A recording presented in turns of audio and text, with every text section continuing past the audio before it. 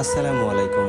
শুরু করছি মহান রব্বুল আলামিন, সৃষ্টিকর্তা, আমাদের পালনকর্তা, আমাদের রিজিকদাতা, অসীম দয়ালু, অসীম ক্ষমতার অধিকারী আল্লাহর নামে।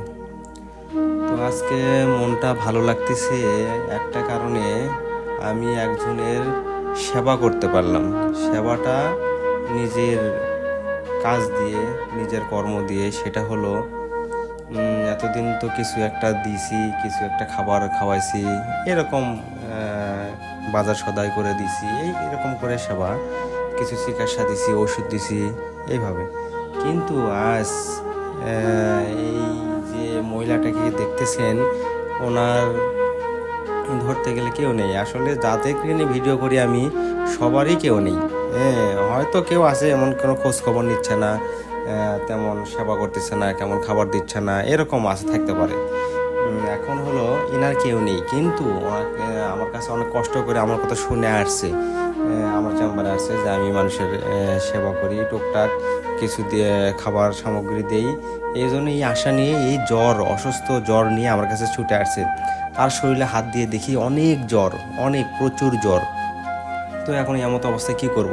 তো আমার এখানে বেশ কয়জন চাকরি করে, কাজ করে, বেশ কয়জন। আমি ইচ্ছা করলে কাউকে বলে কাজ করে নিতে পারি।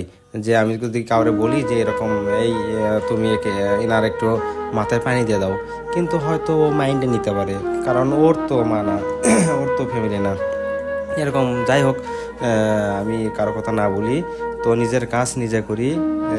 তো যাই হোক, ওনার সাথে কথা বললাম এবং ওনারকে অনেক জ্বর দেখে তার মাথায় আমি নিজে পানি দিয়ে দেওয়ার চেষ্টা করি।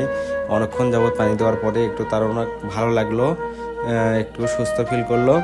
তো তারপর তাকে একটু ওষুধ খাওয়ায়, কিছু খাবার খাওয়ায়, তাকে আবার সবার মতন তাকেও কিছু বাজার করে দিয়ে, কিছু ওষুধ দিয়ে আমি তাকে মানে বাসায় পৌঁছে দেওয়ার চেষ্টা করি। তো এই যে তার যে সেবা করে, এটি আমি অনেক ধন্য মনে হচ্ছে যে তার সেবা করতে পারলাম। আসলে নিজের কথা কি বলবো, বললাম না।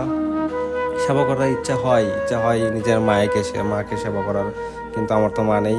যে সবাই দোয়া করবেন, যার যার মা নেই, আল্লাহ যেন সবার মাকে জান্নাত বেশি করেন। তো সবাই যেন সুস্থ থাকে, সবার মা যেন সুস্থ থাকে, সবার মায়ের আদর ভালোবাসা যেন সবাই পায়। তো ভালো থাকবেন সবাই। আসসালামু আলাইকুম।